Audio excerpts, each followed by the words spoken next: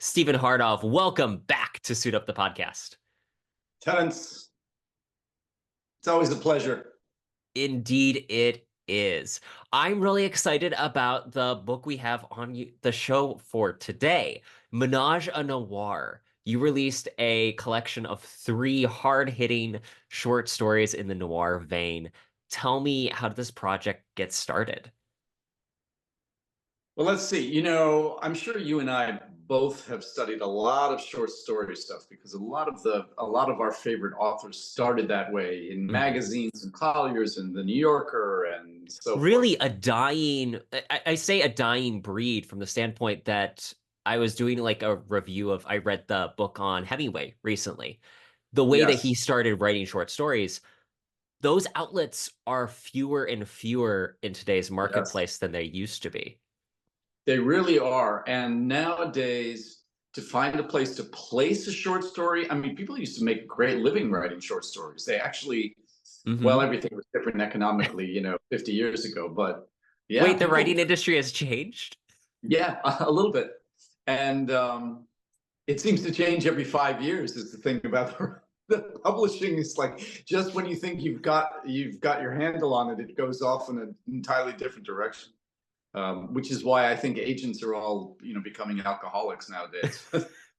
First it started with the writers, now it's the agents too. And now the agents are drinking. The writers always expect some downturns, but the agents can never. The agents never. It's tough to live on 15%. Anyway, I think I was an admirer, like I'm sure you were, an art too, of the art of the short story, and I always found it much more difficult than novel length Hmm.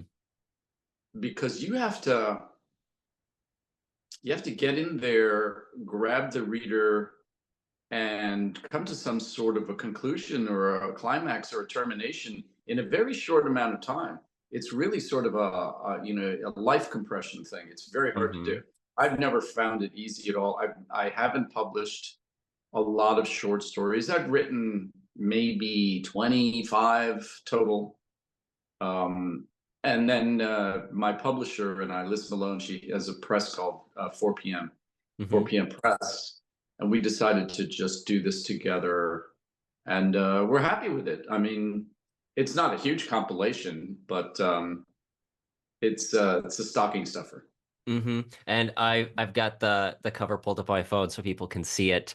Just so much fun. You do a great job of it. Immediately highlights it feels like Neapolitan ice cream.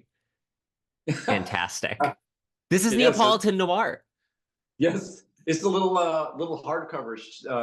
4 Oh, p.m. did a beautiful job beautiful. with that too. So yeah, it's very nice. I'll have to order a copy to put on my shelf. Just I again, it's fantastic. The short stories are really fun. To your point, short stories are not easy for me either. Like my wife and I, we just did a trip from San Francisco for work, came back, and on the flight home, she's like, what if we do a little contest? We each have a prompt that like we just wrote down, hey, here are some fun short story ideas. We each take it and start writing it. Really. It was really amusing up until the point I realized I'm writing a novel outline, not a short story. Yeah. How did she do? She did much better. Hers reads more like an Agatha Christie, Tommy and Tuppence. Mine like starts out more as like a noir crime caper between two thieves. So we'll see how it turns out when we finally finish. It's very tough to do because you can't get too deep in the weeds because you've got to terminate quickly. I mean, Hmm. you, a thousand words, you're in and out. It's hard. Well, and to your credit, with these three short stories you wrote, I've got the titles here: Dead Drop, The Other End of Newberry Street, and Pocket Litter. Each one has a different length, which I think also helps in the putting together a short story collection is kind of like a mixtape.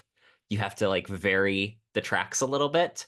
And I think you did a Right. great job of keeping an interesting mix of the noir, what we'll say is tropes, just because that's what you expect in noir, you get in these, but they're also twisted just enough to really make it entertaining. I love Dead Drop because it has all of the things that you expect in noir in a very different context. Yeah, I know what you mean. I appreciate that too. It is in a different context. Well, when you think about noir film, I mean, people have a specific image. When you say noir, they think Humphrey Bogart.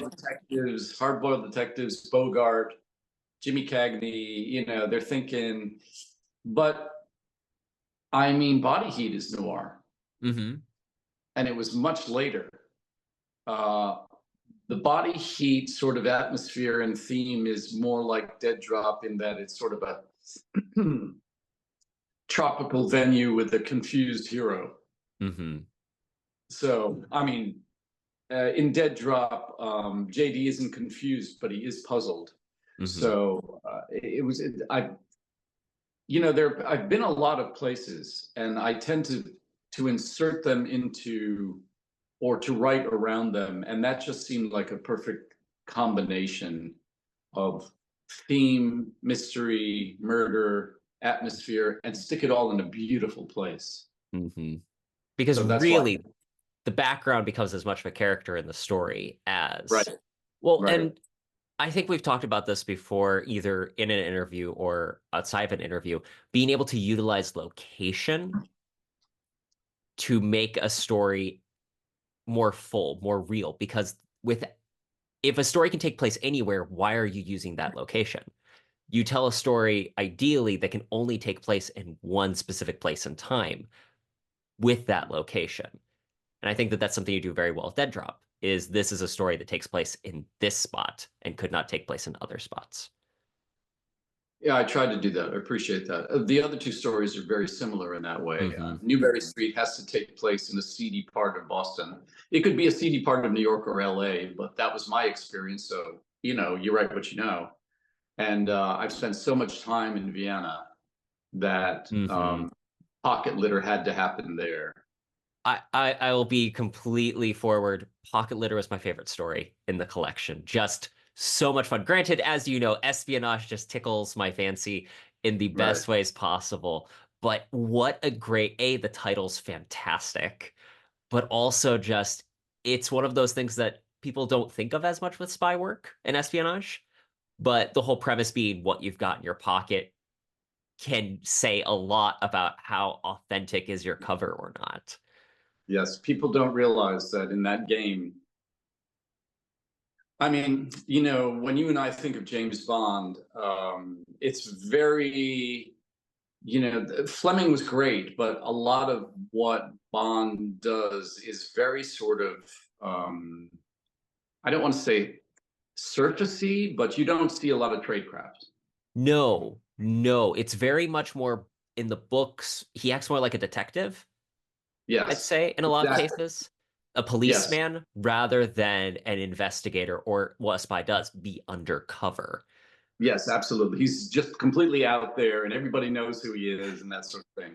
Whereas if you read Le Carre, Hmm. it's completely the opposite. It's the dark gray man, the man in the gray flannel suit, just as somebody that you have no idea who he is. He's usually not very um, attractive physically. I mean, there's nothing Hmm. about him that draws your eye to him, which of course is the best sort of cover for any sort of undercover agent, espionage agent, or intelligence officer. But I sort of run the in that short story, the two major characters, Eitan Eckstein and Benny Baum, are the featured characters from my first three espionage novels. So I know them very, very well.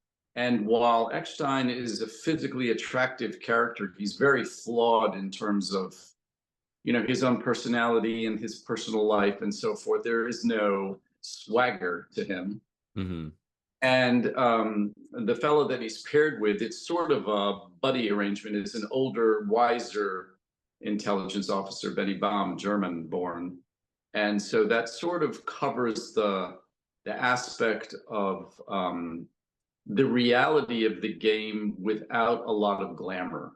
Hmm. So that's what I like to do in those, when I'm writing about, espionage, spies, intelligence officers, and all that sort of thing, is really get into the grit. So pocket litter is based on a true story, because you can, what you've got in your pocket, if you're in the wrong place, will get you killed Hmm. if you're not careful.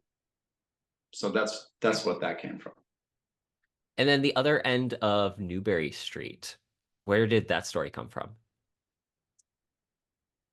That story came from Boston, when I used to know a lot of sort of seedy characters in what they called the combat zone downtown, including private eyes and cops and sort of thing. And I used to, when we're young and we're writing, like you're still young, Thank you. I appreciate and, the compliment. and we look for these places to write that are going to inspire our imaginations. And I wrote that story in a bar in. I was going to ask, were you in Doyle's when you saw this happening? Yeah, it wasn't called Doyle's, but yes. And so I used to do a lot of that. I used to write a lot in the places where the stories took place. Like I wrote a lot of Dead Drop in St. Martin, Ooh. and Pocket Litter. I wrote a lot of that in Vienna, Mhm. and so Is you there you a, kind of you can kind of track me by reading. You can figure out where I've been just by reading my stuff. well, that's what Hemingway got really annoyed about as he was becoming more popular and people were writing about him.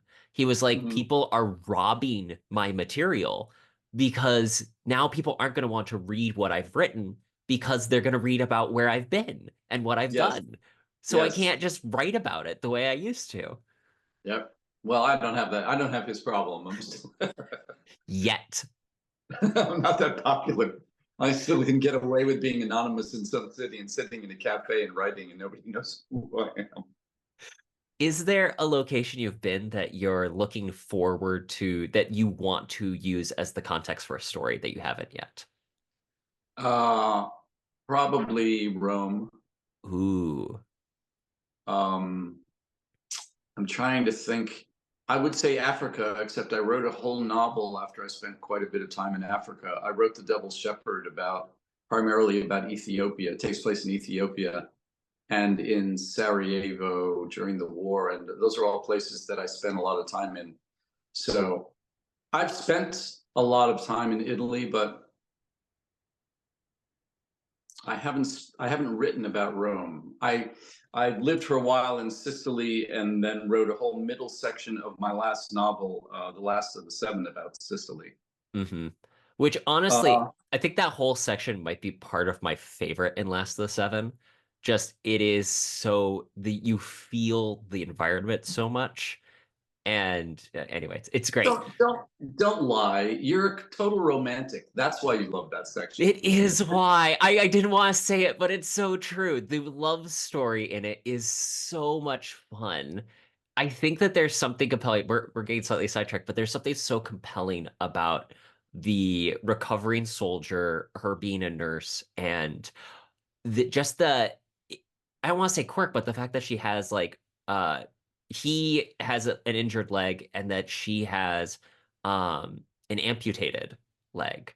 It just there's so interesting symmetry and character to that dynamic that it feels poignant as you're reading it. The viewers here just heard that, and they're going, "What's wrong with Hartov writing about people with, legless people and injured people?"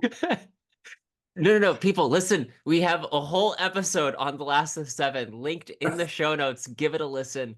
You will not regret it. You will understand why Steven, this is his third time on the show. I appreciate that. Something you mentioned because you have a really good author's note at the beginning of Menage a Noir, which can I also just say, what a great title. I read it and I was like, oh, this makes me laugh. It is delightful, fantastic. But you have I have to stop you, yes. because if I don't give credit to my publisher Liz Malone right now for that title, as soon as she sees this, she's going to call me up.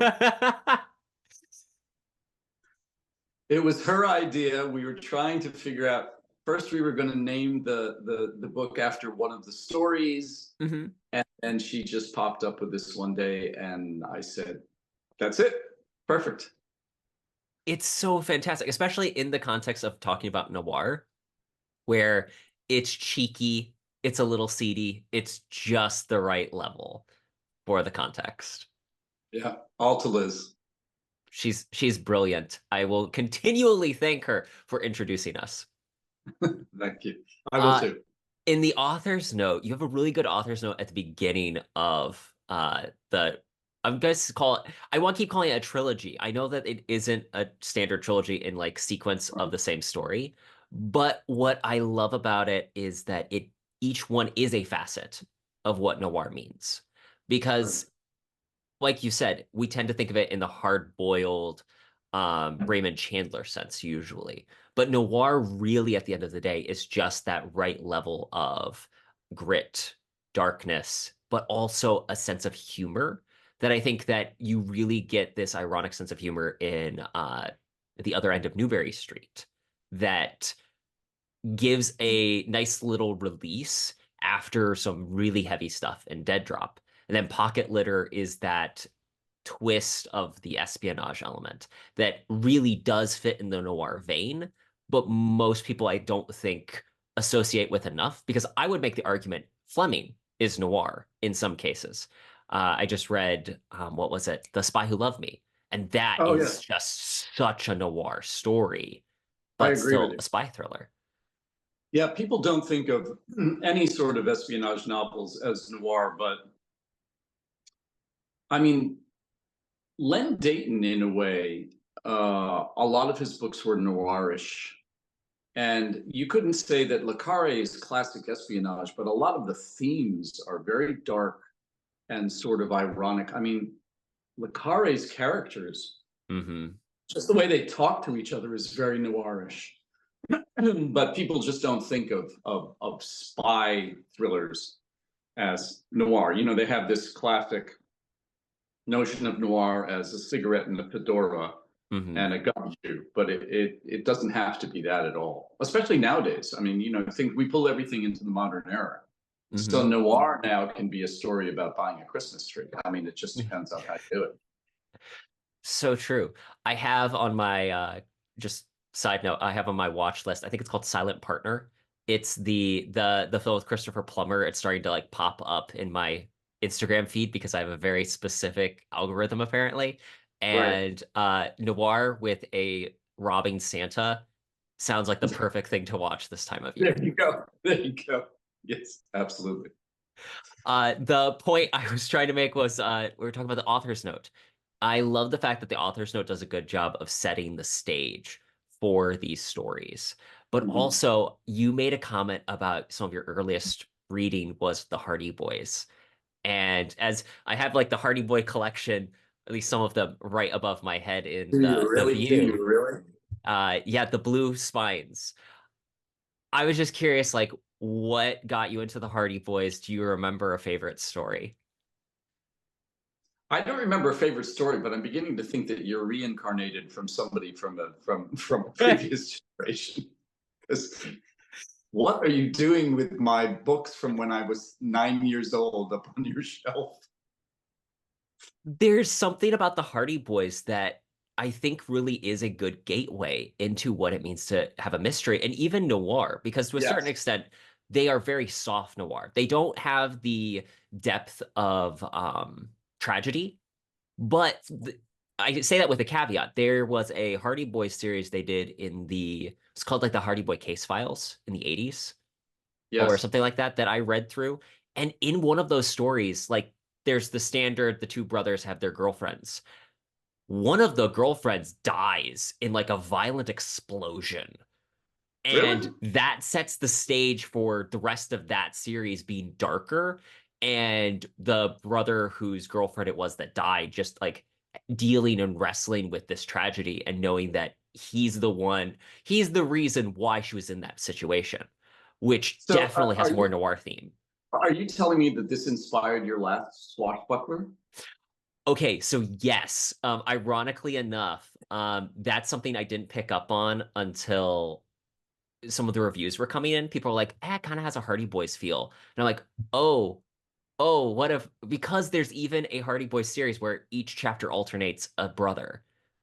Wow. I didn't think of it until now because I love that book. And do you have a copy of it in front of you? Because what I've got in front of me, and by the way, I appreciated the signed copy. I have this one in front of me, but your Oh, other one, so kind. but your last one, I don't have on my table here. It is right behind my head, very studiously placed so Oh, I people see. I can see. I make it see. I out. see. But yes, Yeah. one man's treasure. So that was One Man's Treasure was inspired by Hardy Boys. Unintentionally. But yeah, it's interesting how little things like that pop up as your writing influences start to bleed through as time No, goes of on. course, of course, and you recognize them. I mean,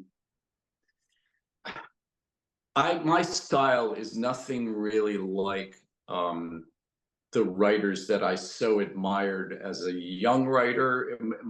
It became my own style, but Hmm. they were my instructors in a way. Hmm. And the Hardy Boys, I mean, you've got it up on your shelf now, but how do I? That's 60 years after I was reading the Hardy Boys. Talk about a timeless series. Talk about still being alive. Yeah. Talk about still walking the earth. Yes, in the 60s, I was reading the Hardy Boys. And I'm sure that the series that you've got up there on your shelf is a reprint from much later than that. Yeah. But I remember this is how I think a lot of writers have this sort of textile or texturish Hmm. um, memory. I When you talk about the Hardy Boys, I can see and feel the pages Hmm. and the way they were printed and what rag they were printed on. And so they really burned themselves into me when I was a kid. That is so cool. And then I went on to, as I think I say in that author's note, Hmm. my parents, but more specifically, my mother started shoving books at me that were way beyond my ken. But I was just enthralled with, Alistair MacLean. We've talked about this Hmm. before Hmm. because we did a show on MacLean. But I just read Fear is the Key. oh, how was it? I haven't read that in years. Was it great? It was, so what's funny is like I had started the audiobook and then during the trip, during the drive, when we were in San Francisco, I picked it up again and my wife would like look up from whatever she was doing, knitting or something, look up and go, "What's going on?" I'm like, Just don't ask questions. We're here in the adventure." Because in that story he just drops you right in Right. and you learn all the, like Ice Station Zebra, you find out everything like in the last 15 minutes of the story. And Yes. until then, he keeps pushing. She's like only gotten 2 hours of the audiobook, and she's like, it feels like the climax of the story has been happening for like the last hour and a half. I'm like, yes, because that's how McLean writes. Yeah, exactly. Exactly. Exactly. Fear is the key. Was that made into a film, Terrence? Ooh, I don't know. It feels like it was. I I think think it that was. that's one of the shocking things realizing about McLean. Also, listeners, if you haven't heard our full conversation on Alistair McLean, link in the show notes, Ice Station Zebra. Um, I am shocked at how much his stuff was turned into film, but it also makes sense just based on he uses such visuals. Okay, 1972, action thriller. Wow. Yes. Ben Who's in it? Kingsley was in it Wow. as Royale. Wow. Wow. Wow.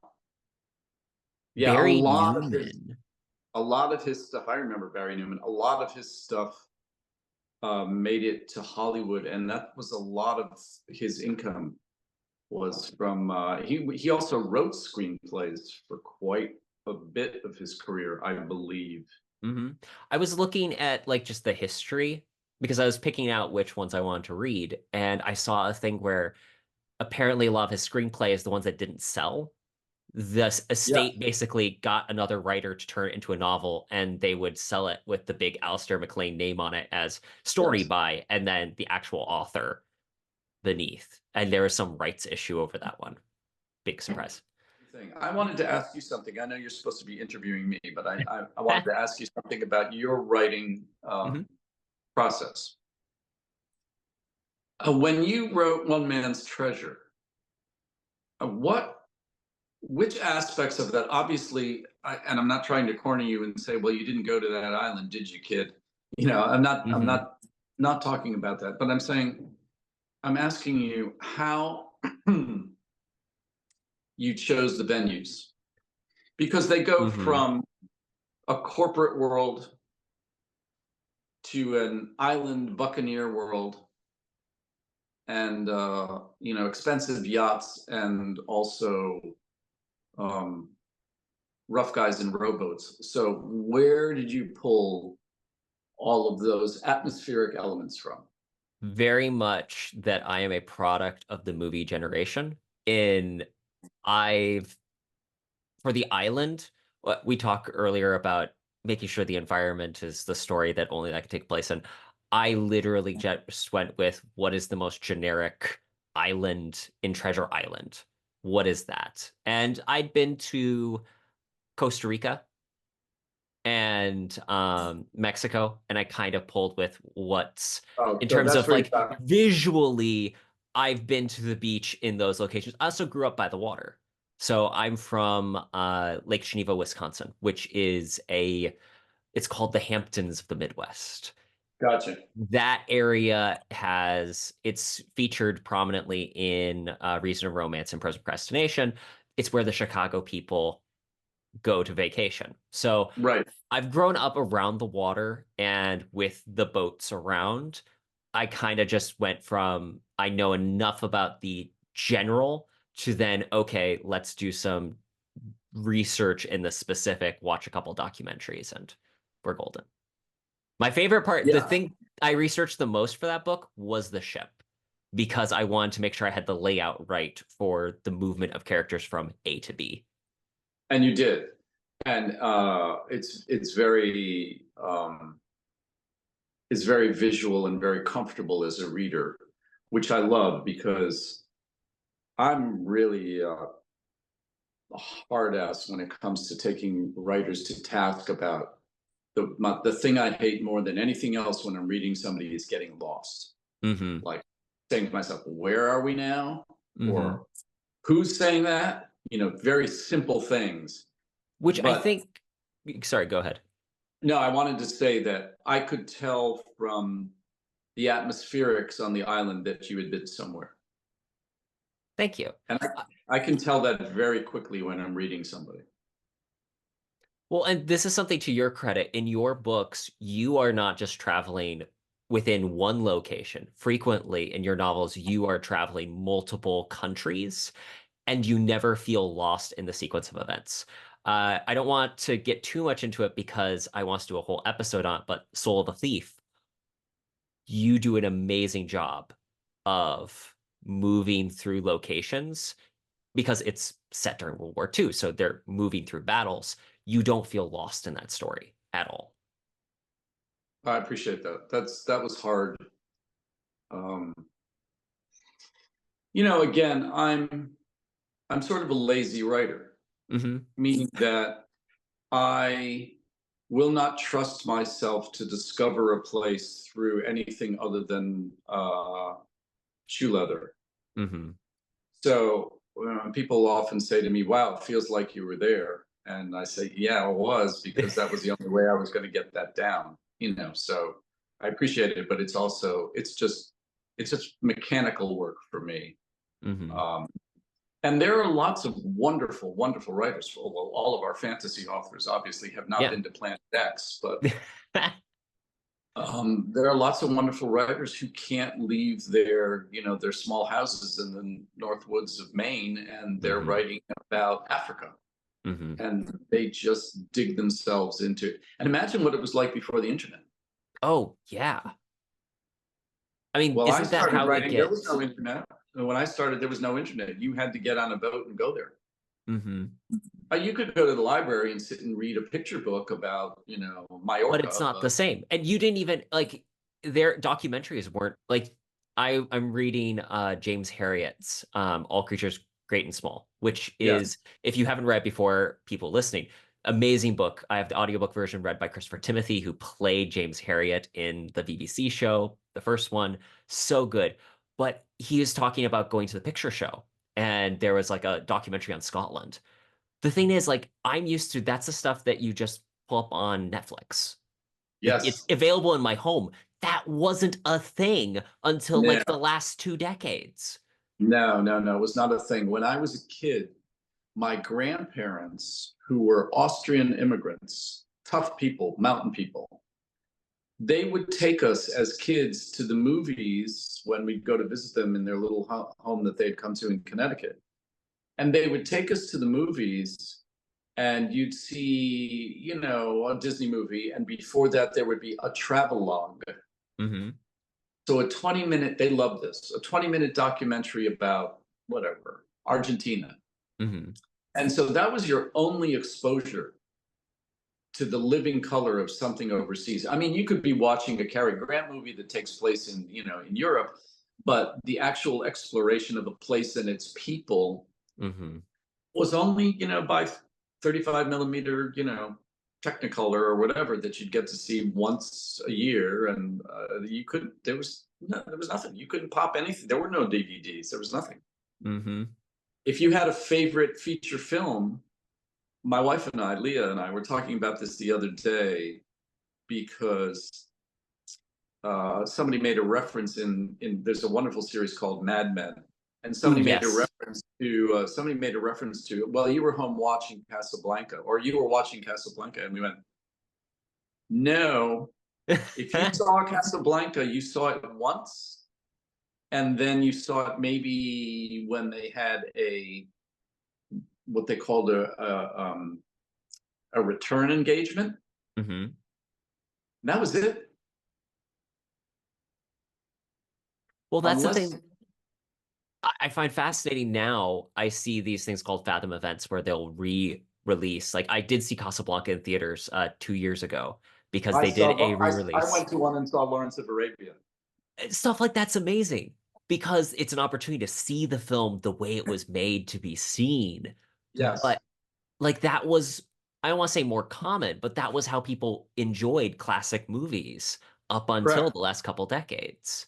My Yep, mom tells me about getting to see Snow White in theaters because there was no home video. And it just every so many years they'd say, hey, we're showing Snow White in theaters. that's right. Re-releases. I saw all the classics that I saw, and plus the experience. I think, Terrence, when you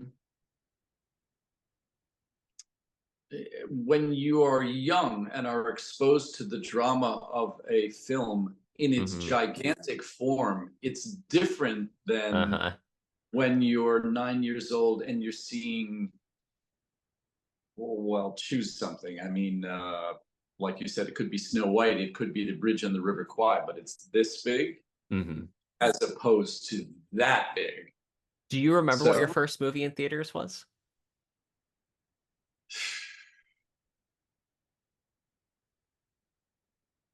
I'm sure it was a Disney. It was probably something like Snow White, because when we were little, those were the films that my Hmm. parents took Your us parents to. didn't take you see Where Eagles Dare when Oh, you were I such. was already in high school for that one. I took myself and my friends in the beat up old Valiant station wagon. That's how I saw Where Eagles Dare.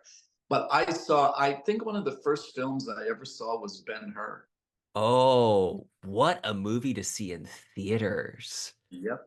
And I think probably within the same time frame, I don't know what my parents were thinking. They took me to see The Bridge on the River Kwai. And everything about Steven Hartov's personality makes sense in 2 sentences. There you go. There you go. Yes, and I remember something else. This is interesting. John F. Kennedy. There's a book about John F. Kennedy called PT 109. Mhm. That was about his experiences during World War II as a young naval officer. And when I was a kid, there was a radio show in my local Connecticut, New Haven area that had a contest for kids to draw a picture of PT 109, which I won. Wow. An artist at a young age. An artist at a young age. Yeah, my dad was sort of an amateur artist, so I sent in my picture, which I drew on one of the white cardboards that he used to get back from the dry cleaner, in which his shirts were wrapped in. Won the contest, but at that point, the reward was tickets to PT 109, and it had moved on from the Whaley Theater, was no longer in New Haven. So they had to send us tickets for something I wasn't really interested in, and it was Goldfinger. Oh, oh, that is so cool. There you go. That's me in a nutshell. That was your first Bond film. Yeah, it was What? not. It wasn't Thunderball. It was. It wasn't Doctor No. It was Goldfinger. Well, I knew that Dr. No didn't get much play in the States until after Goldfinger, because again, the way the film stuff worked. But Yes. yeah, you were ahead of the curve Yeah, it was before. Goldfinger. I remember I just staggered out of that theater. Right. So there you So are. what do you have a location you still want to visit that you haven't visited yet? Because you are very well traveled and Moscow. Moscow. Yeah. Haven't I, been to Moscow. you knew that one instantaneously, no thought needed. Yeah. Have not been to Moscow. Been to lots of other places, but I've not been to Moscow. And where else haven't I been that I'd like to? Shanghai, Hmm. um, Vietnam. Area is very rife with narrative possibility. Yeah, exactly. Speaking of So narrative possibility, do you mind telling us what you're working on right now? uh, I'm ghosting a book for a guy who's a great. I can't say who Yeah. it is. I really enjoy working with this fellow, and I'm working on a TV series Ooh. with a partner in up in Canada, and I'm writing the third of the World War II trilogy. I'm very much looking forward to that. Thank you. So we were probably going to be spending some time in France because, as you know, got to be there to write it. So Okay, so I'll ask you. My wife and I are planning on honeymooning in Paris in when 2025. Uh, when fall of 2025, around September-ish, I think is what we're currently talking. might we might be having coffee together. Okay, that would be so cool. I was gonna ask where, since you know the city, any suggestions where we should go? In Paris. Hmm. I mean, it's hard to go wrong, Mm, I'm told. So, yeah, it's hard to go wrong. I think you should hit up all the Hemingway hotels. okay, that honestly, that's one of my main things is I want to see the French Quarter. I want to see what was the name of the bookstore that Shakespeare and It's Company. Shakespeare and Company. That's like my major thing. I'm like, the Louvre, yes, we should see it. But Shakespeare and Company. Yeah, definitely. You've got to go to Shakespeare and Company. Um, I don't know why. For some reason, my wife was at Shakespeare and Company and stayed overnight in the bookstore. I have to ask her about that story. It might have been a drunken sort of thing, so maybe I shouldn't be bringing that up. I don't recall. But yeah, so if we're there at the same time, we'll have dinner somewhere. Absolutely, that would be so much fun. I'm So curious. what are you writing now? I am working on uh the oh, I'm trying to remember how I distilled the sentence. It's a swashbuckler set during the Wars of the Roses, is kind of Oh, interesting. where I'm saying it. We'll see how well it turns out. I'm at the third rewrite of working on it because I don't know about your process. I want to be a plotter. And so I try plotting and then I get really excited and itchy and I start writing and then go, oh, I need to think through this one a little bit more. And then I make edits, go backwards, restart. And that's the process I'm in right now. I'm really enjoying it though. There, as the characters are starting to come to life. So, are you a keyboard guy? You sit down and you pound away at it on your computer? Yes, I think that I prefer writing, weirdly enough, and I don't know how this works for you with like physical paper. My issue has become keeping track of the notebook that I would use to write. And so Are you every losing them? time I keep losing it. Like the it gets left in the car, it gets left under the bed, it gets Yeah, that's not moved. good. I That's not good. 100% blame I my wife won't listen to this episode maybe. So I'll blame her for moving things, cleaning things, organizing things instead of just leaving them the mess gloriously that I left it. That's why my attic office that I've turned into my lair is verboten for anyone to enter other than myself. Do you You have a have to have a preference? place. You have to have a place where nobody cares to see it, and you can just lock the door. I'm gonna add that to my future home list as I need a secret lair for Well, writing. but what you're sitting in looks like a beautiful home library. I mean, look at that Thank you. rack back there. Thank you. It is. I'm loving it so far, although my wife is already talking about trying to fit a sewing desk somewhere here, and I'm like, oh, but then we'd move shelves. No, no, no. Sorry. Well, I don't want to get in between you and she. So I think I'll just shut up now. Do you have a preference with typing on the keyboard versus the longhand? When I write my own novels, I write long. The first draft is pencil, and a pile of those small Hemingway exercise type books. You know, the Mm. black and white marble type. Oh, you've got them right there. Well, not quite the Hemingway ones, but yeah, this Yeah, is what I exactly. started trying to carry around with Exactly. me. Yeah, I'll write a whole novel by hand when it's my own. Hmm. Um, when I'm ghosting, I usually just hammer at the keyboard because it's a faster process, and I have to deliver more quickly.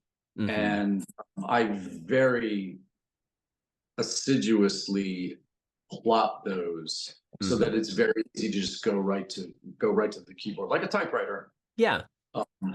But I don't use any of those programs where you post up notes, and I can't do any of that. I will use index cards on a board if I need Hmm. to do that. Hmm. So far, my main thing is as I'm working on a draft and I realize this is okay, this character X needs to do something different, but I retreading, I get trapped in editing. I will highlight and add a comment. So when I'm reviewing it later, I can, okay, I put a highlight here. What was my note? Moving on. I'll do that. I'll do Yeah. that when I'm writing. Usually, oh, sometimes. Well, I'll go from writing by hand for one of my own novels. From there, the second draft is when I input it onto the computer Hmm. into Word or whatever, which is basically like just putting it onto a typewriter. But if I'm going along and I see something that I need to re-reference, or I have to go back and check a detail, or I think this person needs to do something to resolve this issue 3 chapters hence, I'll put a note in, type in a note that says, make sure, Terrence falls down the stairs in 3 chapters or whatever. No offense. No, no, no, none taken. Hey, if I fall down the stairs in the Steven Hartov novel, I will consider myself a very lucky man. I'll try to remember that when I'm still not deep enough into the third part that I haven't come up with your character yet, but I will. There's a meme going around of a woman's like, my husband's an author, and in every one of his stories, a man named Colin dies. Colin was an architect and Scottish, so you can understand where my husband feels inadequate because he can only write one story and then push Colin out of it. I think Colin was probably one of her old lovers. That's why he keeps Th- killing this guy off. this sounds, I'm like, this is brilliant. I made the joke in Reason and Romance that the male protagonist who writes these stories that he kills off a redhead in every one of his books because his ex was a redhead. And that remains like of all the things that I've written, that remains like one of my favorite like little just Wait, wait, we have to stop. In Dead Drop, the villainess, and she's on yes. the cover. She's a redhead. My first wife was a redhead. Oh, that's amazing. Okay, so I So, was so curious. There was a part of me, it's like, this femme fatale redhead seems a little too real. Like, I'm curious, who was it in Steven's life that was a redhead? so she's the mother of my son. So my older son, who's now 35, read that story and he said, "Really, Dad? Really?" Yeah. I realized when I was doing that after the third story I wrote involved an evil redhead, and I stopped doing that. So there we are. That, hey, that's perfect. Well, okay, so that is one of my favorite things, admittedly, in Dead Drop, because I think femme fatale characters are so much fun. I Right. mean, maybe it's because I watched James Bond films as a kid, but there is that thing of the, oh, what's the Famke Janssen's character, Xenia Onatopp in GoldenEye. Oh God. Yes. I just saw that one. Oh, yes. Bumper James, stay on top of things. Great character. She was amazing. So good.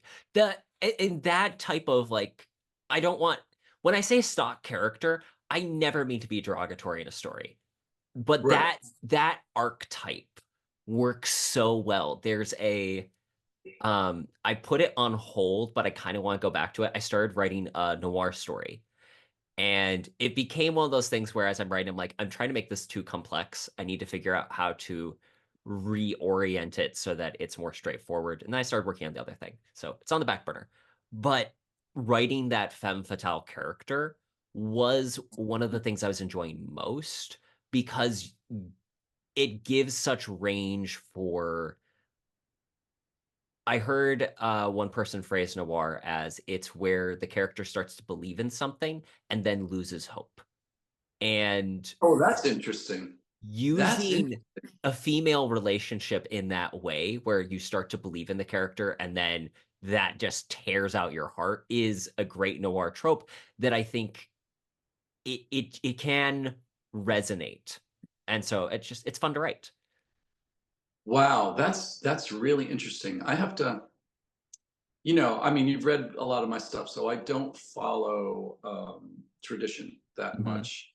I mean, it may be called noir, but the aspects of it in terms of falling in line with classic noir are not necessarily there. But I have No, to but I look think into that's what makes it enjoyable, it. honestly. It's a little different. But if Um, you take something like Jim Elroy's L.A. Confidential, mhm. I mean, you'd say not only is that noir, but all of his stuff is darkly, deeply noir.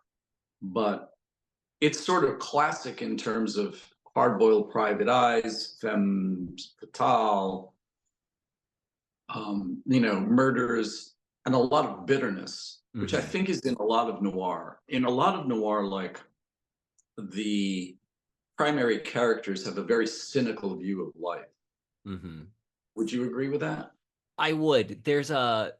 But I think that it's such a sliding scale because, like, one of my favorite detective reads that I read last year was a book called Stardust Trail. It's a book by J.R. Sanders. It's basically a PI novel set in LA, but he's working on figuring out who's sabotaging a Western film set. And so it has a lot more cowboy influences, but Interesting. it's still a really good, what I would say is noir-ish feel to it because of the LA vibes. Have you Is it? read Soho Sins? No. It is arguably my favorite hard case crime novel. It's set in the art world where this patron of the arts, his wife dies, and it's a question of because her former husband has dementia, did he do it?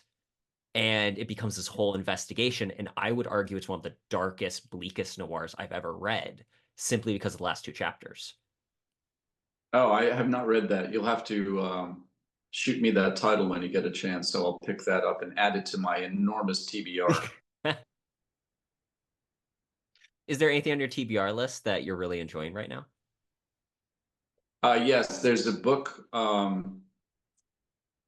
that is, I'm not sure if I'm allowed to say the title, but it's a friend of mine, Miranda Armstead, is writing a World War II and Cold War Ooh, historical espionage novel, and her writing is brilliant.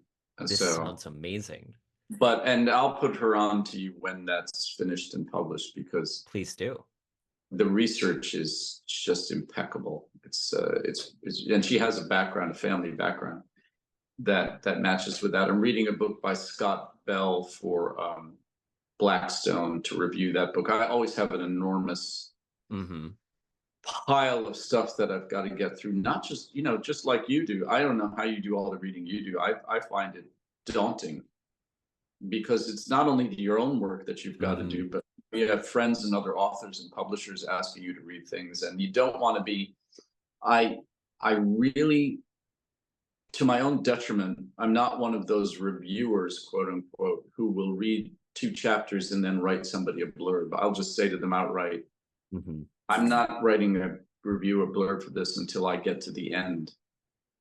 And that sort of hangs up people sometimes and hangs me up in terms of making my list, my pile really thick. But I don't like that habit. So Hmm. I've got a I ton to read. thank you for reading One Man's Treasure and writing a fantastic blurb for it. It was very kind. And Meant every word, and it was a pleasure. Reading your stuff, thank heavens, is always a pleasure. But you know how it is. You get somebody sends you a book, and you start cringing after 12 pages, and you've still got to go through it because it's not always what up to your expectations, but that's the job. I've I've decided at this point, like planning for next year, 2025 podcast, I'm going to try reading the books before inviting person on show because sometimes people reach out, give me a book, and I start realizing maybe it isn't quite my flavor. Yes. But usually I'm starting to get to the even just when I find a book, if it's not really getting me within the first two chapters, I need to set it aside and move on to something else because Right. otherwise I'm never going to get through everything. I am only 5 books away from reading 100 titles this year. Oh my Lord. And I'm already looking at going next year. I need to read only 50 because I think that I need to spend more time writing. That's my number one takeaway from this year Yes. is I have been less consistent writing. Arguably, though, I did get engaged and get married. That is a huge life change. Got a new job. Congratulations. Thank you. These are all things that take time and bandwidth, as you well know, that everything like there's only so much time. So trying to figure out how to prioritize things. I'm actually really curious, what have you found is the easiest way of remaining consistent in writing? What do you mean by consistent? So getting words on the page Oh, every day. regularly. Okay. Every day. And it doesn't matter. And this is really important, I think, for our friends out there who are either starting as writers or who are frustrated. Hmm. Um, it doesn't matter how much you write in a day. Sometimes you're only going to get 300 words down. But as Hemingway used to say, one true sentence. Mm-hmm. If you can get one true sentence down on a page, the chances are that you're going to write 500 words that day.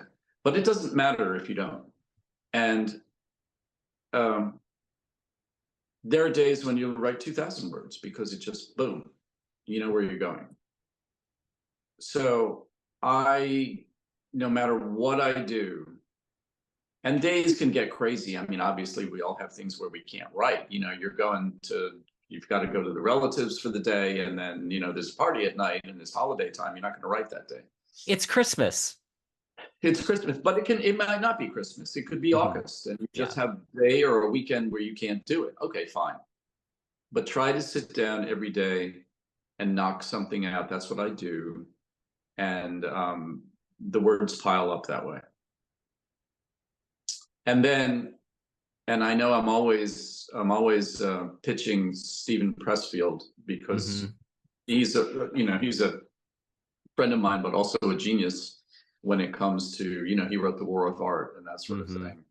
And the resistance is something that he has this term for what keeps us from sitting down at the notebook or the keyboard. He calls it the resistance, and it takes forms. It's the writer's greatest, nemesis, and it takes all sorts of strange forms. So you may have a novel in your mind that you're just cooking, Mm-hmm. and you never sit down to actually start it, but you're sure getting a lot of yard work done. And you've taken the car out to get it washed, and you've made sure to meet your buddy that you've already seen 4 times this month because he really needed to chat, and all sorts of things will keep you away from that, so just be aware. That's Mm-hmm. all. I didn't mean to give advice to all the writers out there, but Hey, what else is this show for? right, there you go. So every day I get myself in front of either the computer or a notebook and get something down. Mm-hmm. And I highly recommend anyone listening that hasn't read The War of Art yet, read that. And then I don't know if it was last year, 2 years ago. I've hit that point where weirdly time is doing that thing where I've always heard, oh, it all feels like yesterday. Now it really does. I looked at the clock and Yes. went, wait, 2018 was just yesterday. Right. But it's put your ass where your heart should be, I think. Oh yeah. Eh, Yes. Wonderful title. Also, really great companion with The War of Art. Yeah, it really is. And then he's got a book that is absolutely heartbreaking called Government Cheese, which is about Yes. it's about a writer's journey, which, for the writers out there who think that, they're 32 years old, this is never going to happen, I'm going to quit. Mm-hmm. The man was almost 50 when he got his first book published. And the things that he had to do up until that time, or the things that he suffered through to get himself to be that person, Mm-hmm. we can all take a lesson from that. So yeah, great stuff by Pressfield. Great stuff. Mm-hmm. Steven, this has been a wonderful conversation. I'm looking forward to when we have you on the show next. But until then, where can people go to learn more about you and your work? It always is, and thank you so much. It's always so much fun. It's great. We have to do it in person in Paris. Oh, Um, yes. People can go to www.stevenhartov.com. That's where you get an idea of who I am and what I'm writing, or just look up my name, Steven Hartov, Hartov, on Amazon, and everything will pop up. Mm-hmm. And we'll link all that in the show notes along with Menage a Noir. Steven, thank you for joining us on the show. Thank you, sir.